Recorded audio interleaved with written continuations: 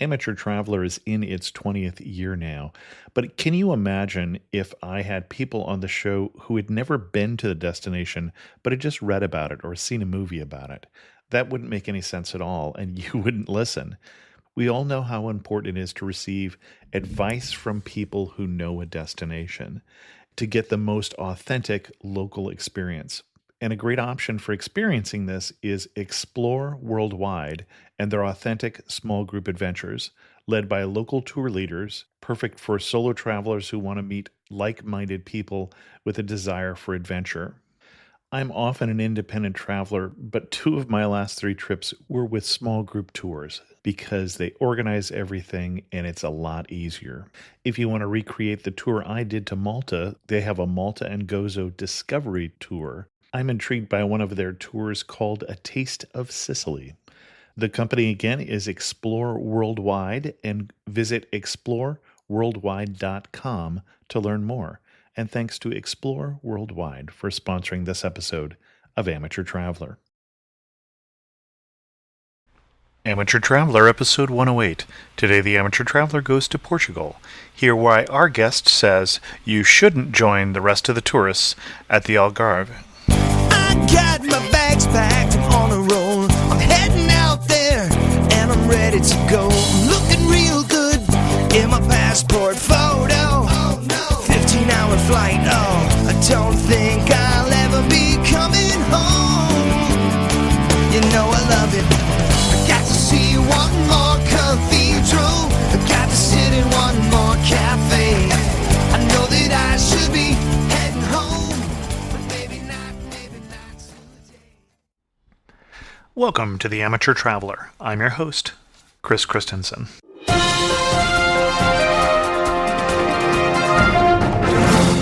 The first news story I have for you today is from an article in the New York Times called "No Suitcase is Safe," about what happens to your luggage when things go missing or your luggage itself doesn't show up. There's a recent study that came out from the Transportation Security Administration, and being a government agency and right up on top of things, they ranked airports based on their data, which comes from 2004. And they rank that the worst airport for getting your luggage through is Los Angeles International Airport with 1,458 claims in the year 2004, followed by O'Hare in Chicago with 963, and then Seattle-Tacoma actually took third place, which surprised me. Check out that article. The bottom line is, if you really want it to go with you, make sure it's in your carry-on luggage. And if it doesn't fit in your carry-on luggage and you're really afraid of losing it, leave it at home. Many of you by now have heard about the Strand-In that took place in Washington, D.C. a couple weeks ago. If I can read from an article from the Chicago Tribune. On Wednesday afternoon, Melissa Wheeler acted out the role of flight attendant. She paused down the grassy aisle in a makeshift airplane and informed a passenger the pretzels were gone. Behind her, a CD player blasted typical airplane sounds: a howling baby, a beeping seatbelt sign, the muffled garble of the captain's speech. The scene took place at Wednesday's Strand-In on the National Mall between the U.S. Capitol and the Washington Monument, where irate passengers tried to simulate conditions of a stranded airplane inside a gray tent. Black duct tape stood for wings, and brown plastic folding chairs took the place of cramped airplane seats. The demonstration was sponsored by the Coalition for an Airplane Passenger's Bill of Rights, a group of frustrated travelers who are pushing for federal legislation that sets a 3-hour limit on grounded delays. After that time, a plane sitting on the tarmac for 3 hours would have to return to the terminal. So basically they were trying to get senators and congressmen to show up on their mock plane and show them what it's like to be on the conditions that people have had to endure over the last few years, and especially that have become very public in the last year. I will put an link in the show notes to this article from the Chicago Tribune that I just read from, as well as to the invitation that went out to the congressman, which is on the Coalition for an Airline Passengers Bill of Rights blog, as well as a link for the Coalition for Airline Passengers Bill of Rights. So check those out if you fly or you're at all interested in that particular issue. And all of those links can be found at amateurtraveler.com. I'd like to welcome to the show Catherine, who is coming to us from both Portugal, which is where she has grown up, as well as a company Cycling Through the Centuries, which does bicycle trips around mostly Portugal and Spain. Yeah, that's correct. Hello. Welcome to the show. Hi. Now, the first thing we have to establish, and you and I talked about this a little before we going, I was a little confused because I thought you had grown up in Portugal, but you speak just like I do. I know. It's very confusing for, believe me, not only you, but for me. No, I was born in Brazil and then moved to Portugal. My father is Brazilian and my mother's American. And I've been in Portugal since I was about 5 years old. And I went briefly to Portuguese schools and then to international schools, which were English speaking. And I think my mother must have just had the bigger influence in my life. But Portugal is home. Portugal is most definitely home. If I root for a football team, it's Portugal. If I root for a rugby team, it's Portugal. Okay. So if we're going to Portugal, and I appreciate you coming on and talking about Portugal, it's someplace I haven't been and would love to go. We tried to fit it into a trip to Spain, but we were already seeing too much as it is. What should we plan for Portugal? Let's say we have just about a 2-week trip, which is kind of typical for most of the listeners here. What do you see? Portugal is fantastic because it's quite small, very small, and it has a huge range from north to south, but it's only got about a 350-kilometer width, so you can actually see almost everything in 2 weeks if you plan well, like any trip. But there is so much to see, and if I was going to recommend, I would start in Lisbon, which is a fantastic city, the capital. It's kind of, to me, it's kind of like an old man, it's a bit tattered around the edges, but still quite elegant and sort of noble. And it's a very safe city. I think it's at the moment rated the safest city in Europe. The crime rate in Portugal is very low. Oh, I didn't know that. Okay. So it's very easy to walk around in at night, and it's just a very comfortable, cozy city. And it's beautiful. There's the fado, the Portuguese music, which now they've just recently made a movie about.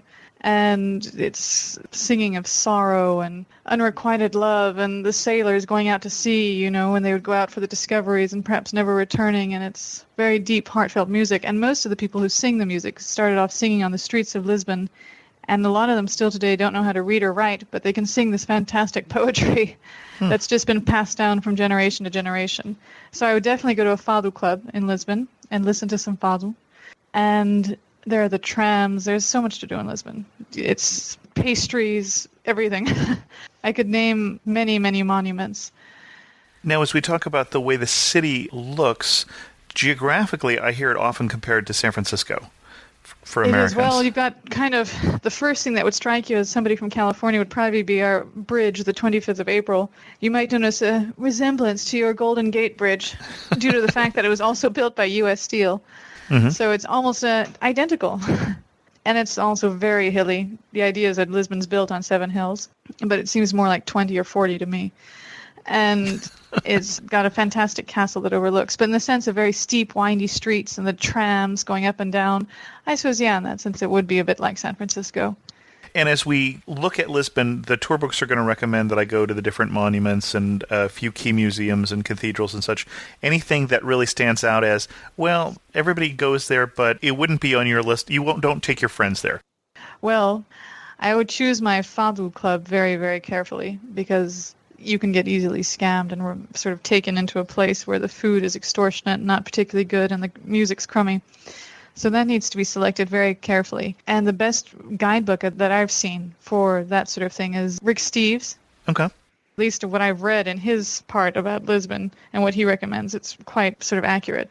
And in terms of monuments to visit, I don't think there's any one in the guidebook that I would say was not worthwhile, that I wouldn't take somebody to. Okay. Actually, I can think of a monument in Lisbon.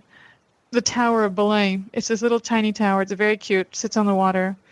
But absolutely not worth visiting at all. And people queue up for miles to go visit this castle, this little tower thing. It's not worth it. Okay. But otherwise, no, I can't think of anything. And then the flip side, they're queuing up for hours to see that, and what they're really missing, which is right around the corner, is what? Oh, the Coach Museum. Fantastic. There's a wonderful little, actually it is right around the corner, and it's not really visited. It's in the old where the horses would train, the royal horses of the monarchy would train. It's a closed sort of stable, and they've got the coach museum there. And my God, absolutely fabulous coaches. It's well worth it. Okay. It perhaps won't say much about Portugal, but there are absolutely stunning coaches, and you won't see them anywhere else in the world. So. Okay. That's Anything worth else we going to want to visit. see in Lisbon, or would it be time then for us to move on after a couple days, 3 days? I think 3 days in Lisbon would be a comfortable, relaxed time in Lisbon because you're right on the water. There's the expo. There was the Expo 98 in Lisbon, and they've done that area up very well. We've got, I think, biggest, a rather strange thing to visit perhaps when you're in Portugal, but it's one of the biggest aquariums, and it really is beautiful. And the whole area around there, and they've renovated the dock area, a bit like San Francisco as well in that sense, so that they've got sort of fun African restaurants and nightclubs, and it's good to go to kind of an African nightclub. That's something I would recommend, but a lot of tourists perhaps wouldn't do. They might feel intimidated or something, but they're a lot of fun. These Cabo Verde, because of the colonies, we have lots of Africans, and it's a lot of fun to go to their nightclubs and to go to listen to the music. They always have live bands playing, and the dancing's fantastic, and the food's delicious. Okay, great. And then what's our next stop? Sintra, which is just north, about 20 kilometers north of Lisbon. And it's a tiny little gem tucked away in the hills. And it's fantastic because it's got a microclimate all of its own. And when you're coming back from Lisbon in the evening, in the summers, these clouds start to settle over the hills. And it looks like somebody just began pouring yogurt topping all over the mountains as they start to sort of come down. And so it creates huge amounts of condensation in the area. So it's a very lush, very green, complete tiny little microclimate. And you get these ferns, and the walls are always covered in moss. And it's a beautiful area. And Lord Byron spent a lot of time in Sintra. He didn't think much of the Portuguese, but he really liked Sintra. You probably enjoyed the port, I would imagine. Yeah. He wrote a very good poem about well, it's not a very good poem at all. It's a terrible poem about the Portuguese, but it's quite funny. He said that they're liars from the cradle, thief when able, peacock in the street, steal from another man's table, and I can't remember the rest. So they didn't have a very good opinion of him. He was kind of a toffee Englishman, but the Portuguese are nothing like that. But Sintra is wonderful anyway. So they have, and that's where there was the summer residence of the royalty. Originally, the Moors had their summer residence there, and then later on, the Christian royalty.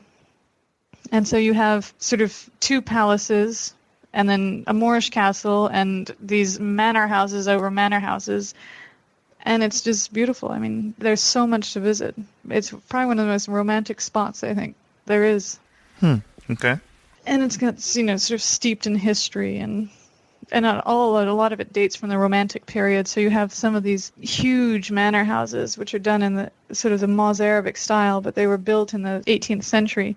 And they put in sort of fake ruins to make it look more romantic, and they put in sort of ruins fake to make it tunnels. Okay. And it sounds awful. It sounds almost like Disney World, but somehow it works.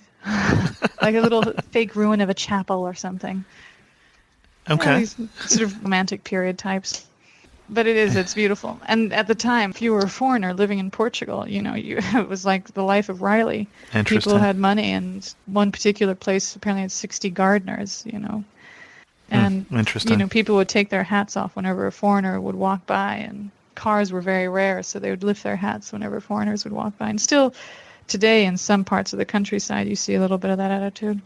Well, we know that Lord Byron had a poor impression of the Portuguese, you tell us, but one Englishman I know who had a much higher opinion was Lord Wellington, yes, who really missed them at the Battle of Waterloo, his Portuguese allies who he'd fought beside for years against Napoleon. So I know, if it wasn't for him, who knows?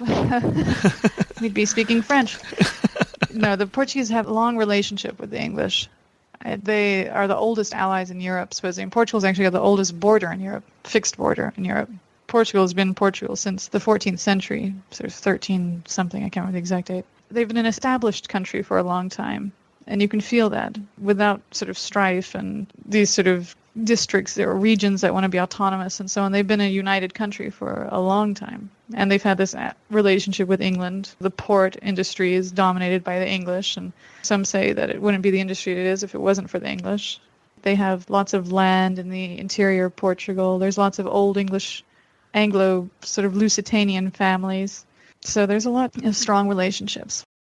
Going back to Sintra, I would say you would need probably at least 2 full days in Sintra to kind of visit everything. And also the coast is only about 10, 15 minutes away, and there are beautiful beaches.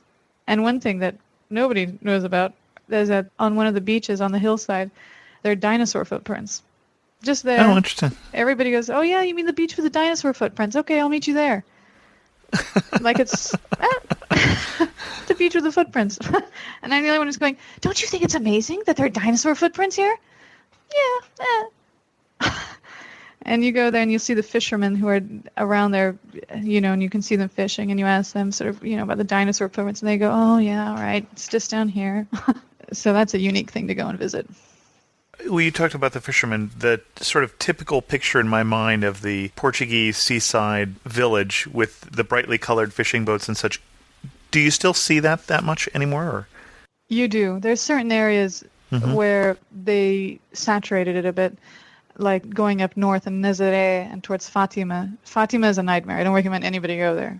I mean, unless you have great sort of religious intentions of going there. That's where the miracle, you know, took place. The 3 shepherds. But otherwise, it's horrific. Tacky little shops everywhere. The place where the miracle, which was in a beautiful field at one stage, is now looks like some kind of Olympic stadium or something. People walking on their knees. It's whatever uplifting feeling you're meant to take from there. I certainly didn't feel it. It was rather much more depressing. But I suppose in itself that makes it kind of fascinating to visit.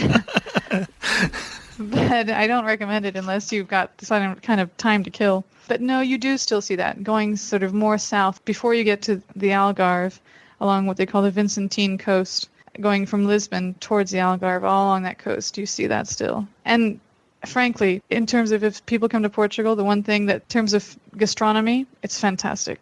We've got, in my mind, Spain and Portugal make much better wines for price quality than France or Italy. You know, people are drawn to it. But in France, to get a decent bottle of wine, you've got to pay 25, 30 euros. In Portugal, you can get a decent bottle of wine, probably better than the 30 bottle wine you paid for in France, for like 7 euros. Is there any particular wine we should look for if we're trying out Portuguese wine for the first time? EA, that's the simplest one I can think of, which is delicious. It's got a blue and white label, and all it says in big letters is EA. And it's a fantastic red wine from the interior.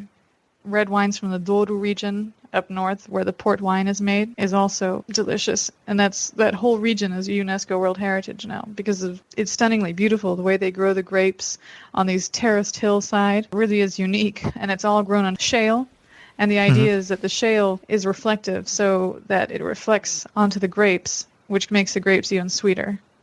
So depending on how the sun sets or rises on the grapes, it'll reflect from the shale up onto the grapes. And as long as we're detouring a little into gastronomy there, anything else while we're in Portugal that we should make sure we don't miss? That's what I was going to say. Yeah, okay. Grilled fish. Fantastic. You don't get better grilled fish than you do in Portugal.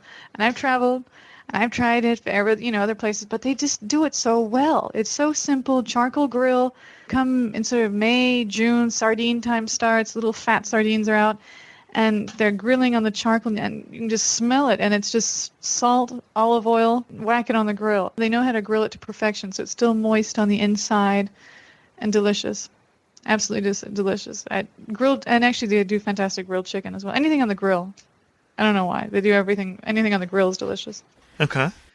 But fish, particularly, for people who like seafood, shellfish, Portugal's a dream. We've got fresh Atlantic catch, which I think is in some ways better than Mediterranean. I think the waters on the Atlantic are cleaner, and I think the fish are more sort of robust. Okay. A little bit meatier than kind of flimsy Mediterranean fish. You were, and of course, codfish. Talking about grilling sardines, and for me, the first question I have, well, not being a fish lover either, the second question I have is, is there enough to eat on a sardine? There is indeed, but you have to catch them at the right time. The one thing that's nice about Portugal is that food is seasonal, which I think is a healthy sign, because, if you're getting food all year round that you normally only get at a certain time of period, something's wrong. But sardines are only in the beginning of summer when they're nice and fat. Like sardines now, skinny, horrible little tiny things, not worth eating. But yeah, in the early summer, end of spring, fantastic little fat guys. Some people eat the whole thing. I can't do that.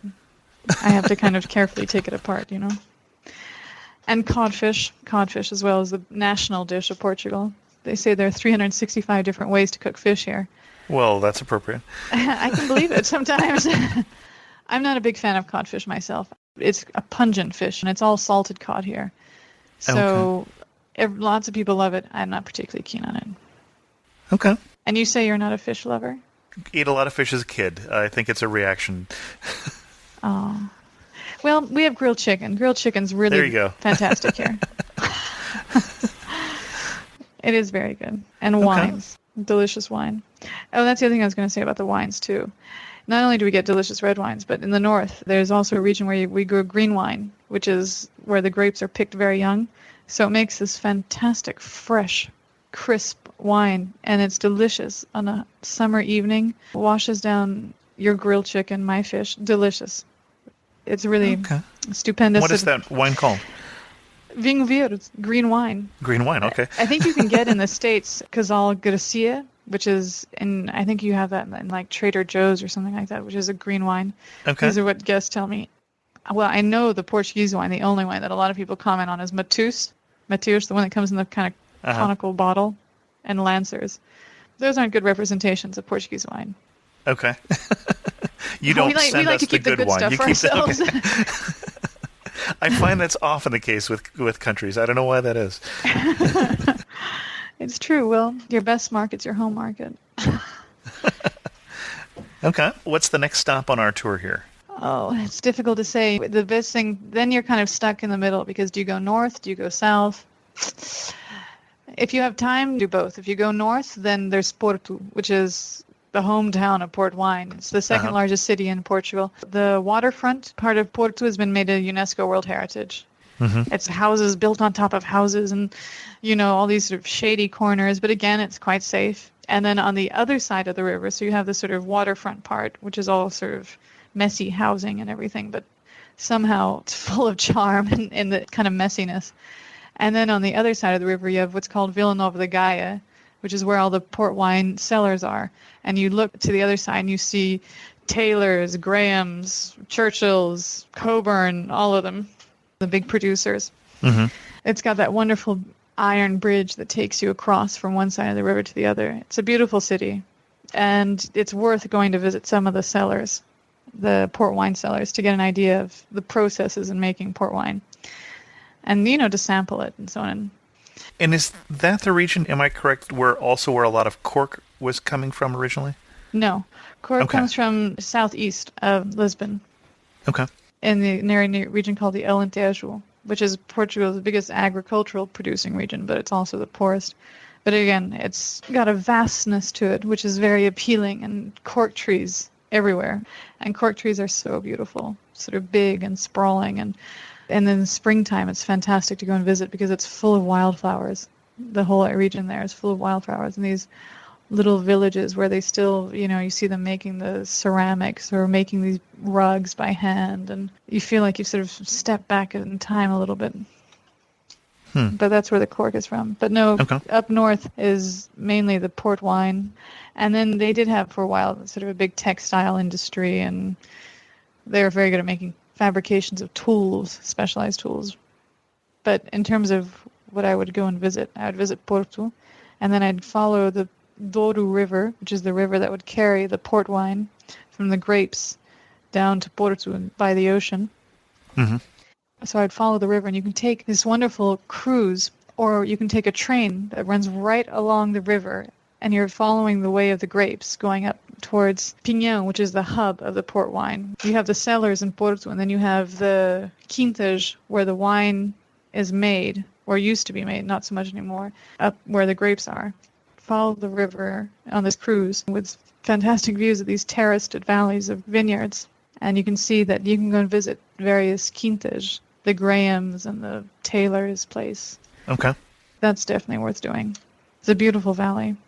Okay. And then if you go south from Lisbon, again, there's a lot to see. As you're following south, you're sort of following the way of the explorers, the great Portuguese explorers like Vasco da Gama and Ferdinand Magellan and Diogo Cão and, all the chaps who discovered the world for us.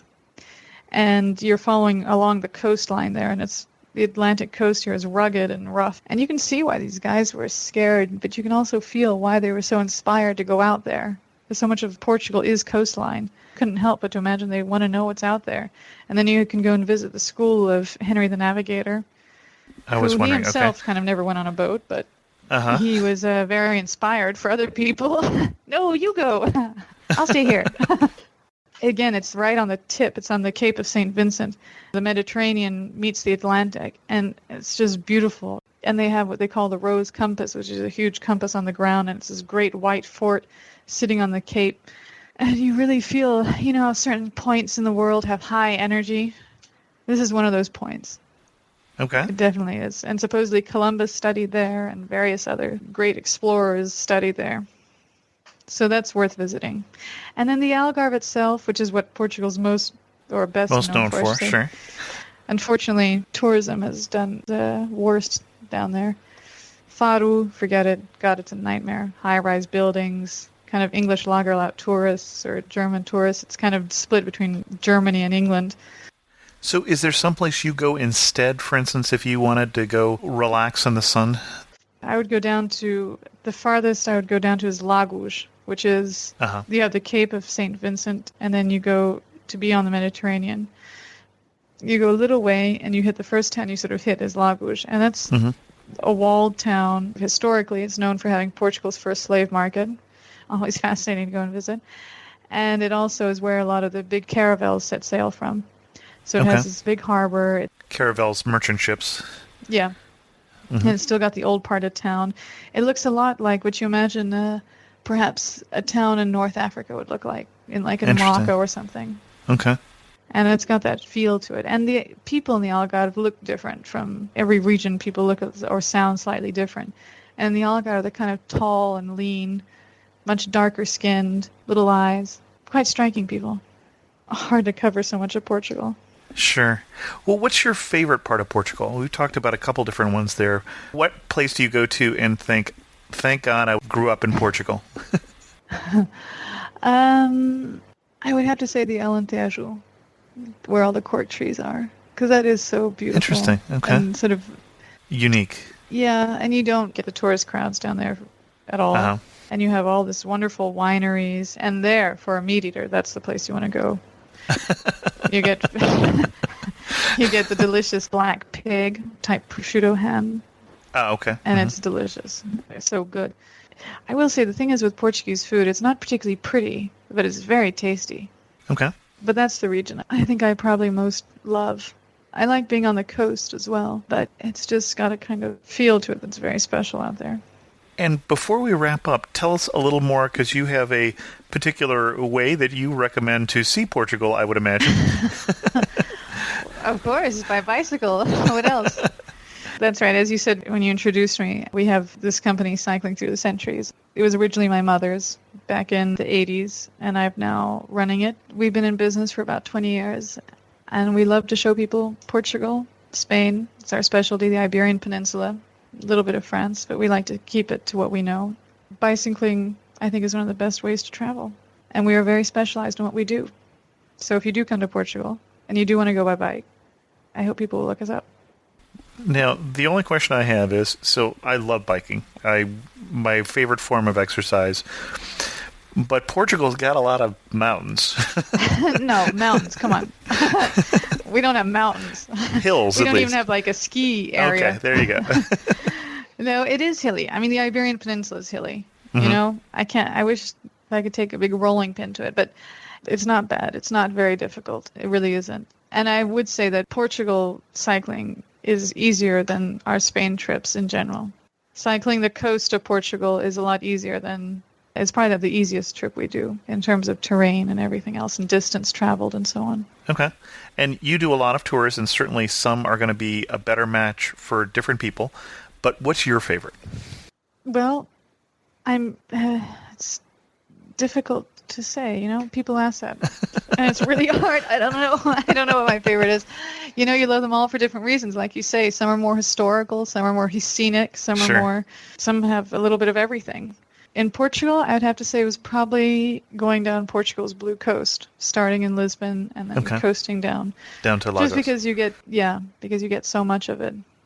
And then second would be the Alentejo region, Okay. because again, it's beautiful. One last question for you. Biggest surprise people are going to have when they go to Portugal? The Portuguese people, Lord Byron didn't have much to say about him, but he was so wrong. So Lord Byron's an idiot, really, is what we're saying. Completely. I mean, he was just, colonialist pig. But Portugal is the biggest surprise we have, and I'll say that we have people that'll do a trip with us in Spain, and then they'll do a trip with us in Portugal. And the first thing they mention is how nice, not sort of in comparison to the Spaniards, but just how much more approachable the Portuguese are. They're not sort of flamboyant and on top of you like the Italians are, where it's quite superficial, but they're being super friendly and everything. And the Spanish are more kind of sanguinary and passionate people and a little bit more aggressive in their approach to you. But the Portuguese are very humble people, very modest, conservative. They have their formalities.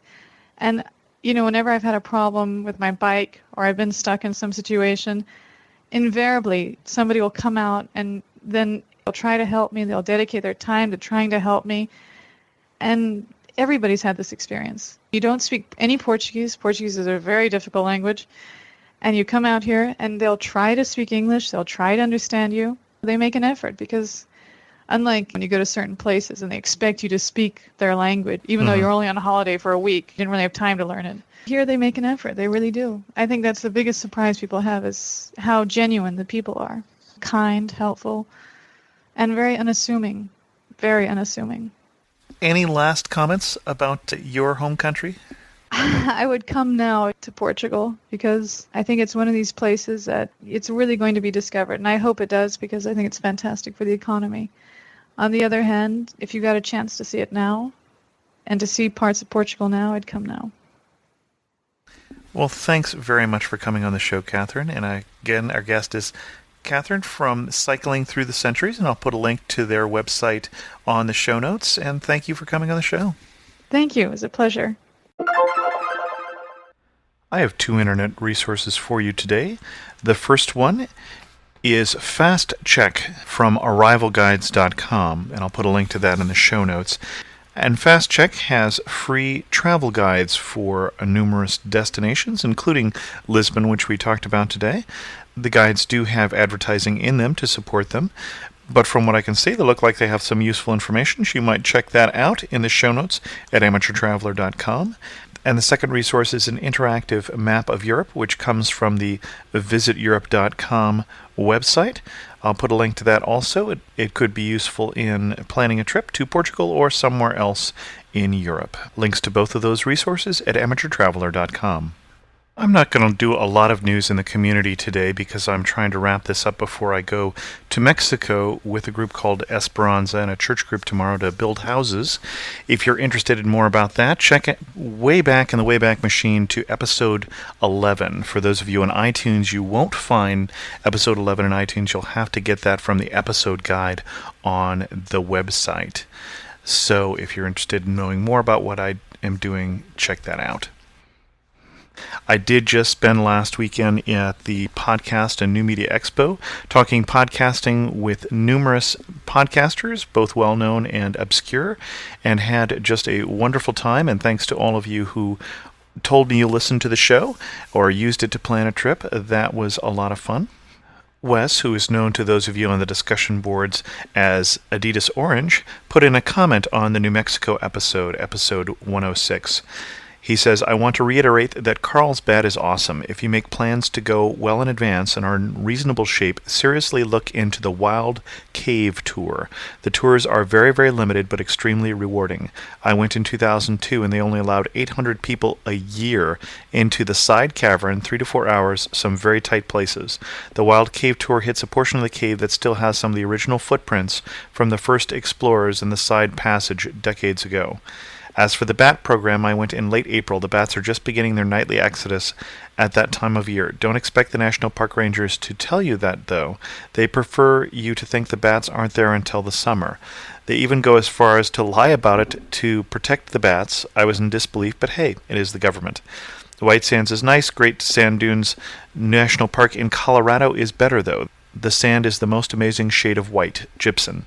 The mountains just east of Carlsbad, White Sands, are a nice drive as well. You would never expect the wooded terrain considering the arid desert below. Thanks so much for entering your comment. I hope the rest of you will take the opportunity to send me a line at host@amateurtraveler.com or leave a comment on this or any episode or enter into the discussion on the discussion boards at amateurtraveler.com/board. And as always, thanks so much for listening.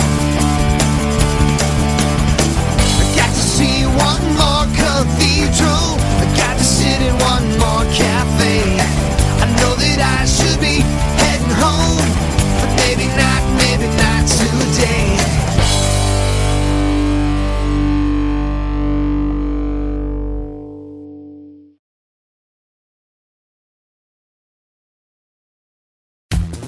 The best and the brightest, served up daily by the sharpest minds in content delivery, Podshow and Limelight.